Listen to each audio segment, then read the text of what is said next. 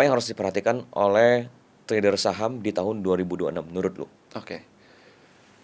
Di 2026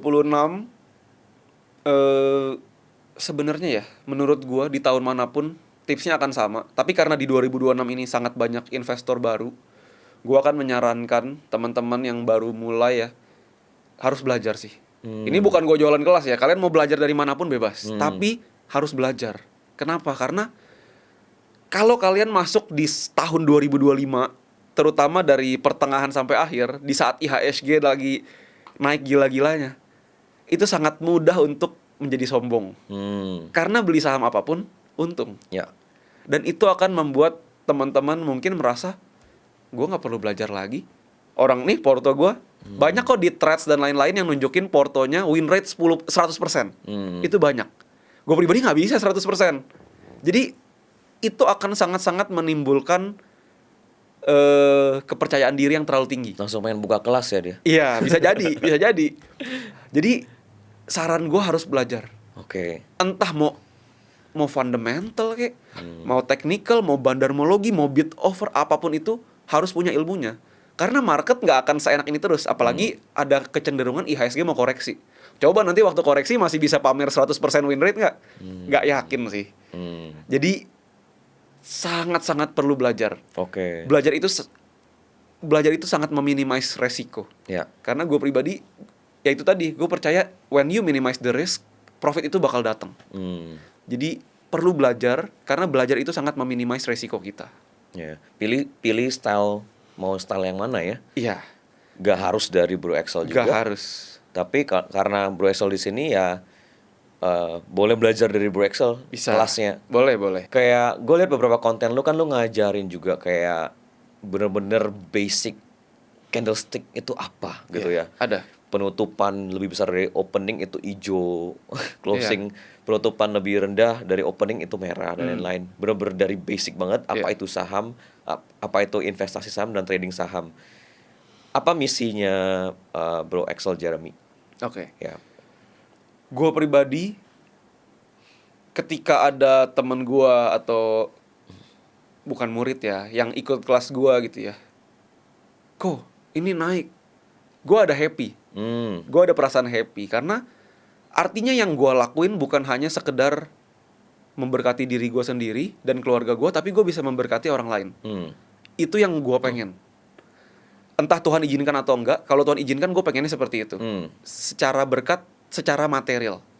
Jadi kenapa gue, walaupun ya gue sebenarnya nggak terlalu banyak bikin konten yang terlalu basic, karena kita sebagai content creator tentu pengen yang view-nya tinggi juga dong. Betul. Yang basic biasanya nggak ada yang mau nonton sebenarnya. Ya. Mereka maunya yang langsung saham mana yang naik. Biasanya maunya begitu. Ya.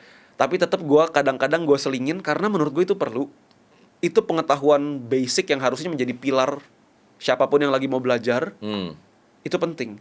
Karena gue jujur aja gue nggak pengen lihat retail, bang gue cut loss nih, gue nyangkut 40%. Gue sedih karena kalau gue lihat dari profile picture-nya gitu ya, kalau di WA, ini bukan konglo nih. Ini orang bukan keluarga menengah ke atas, justru menengah ke bawah. Tentu udah menengah ke bawah, mau menafkahi keluarganya, malah kena rugi di saham kan kayak ketonjok orang berkali-kali gitu kan.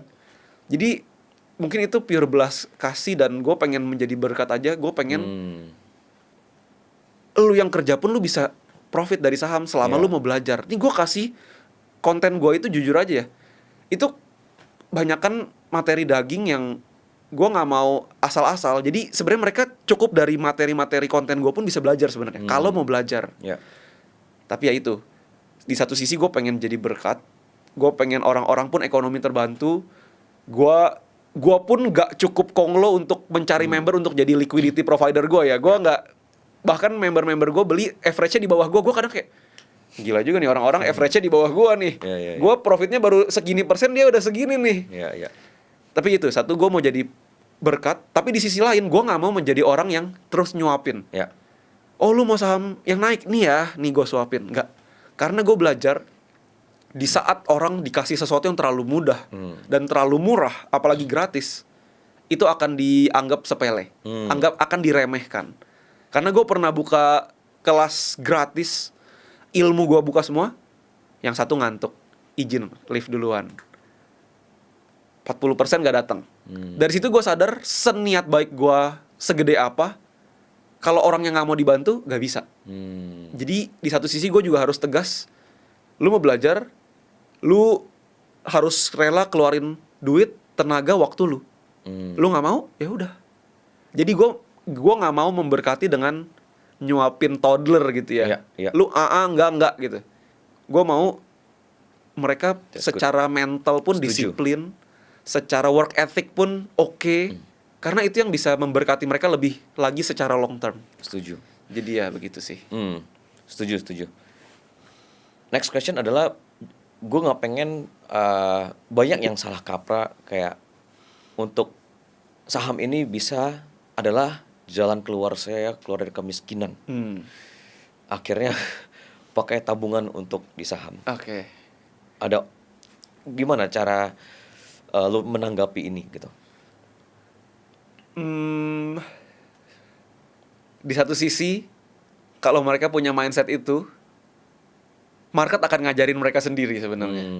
Mereka akan diajarkan oleh market dengan hard way.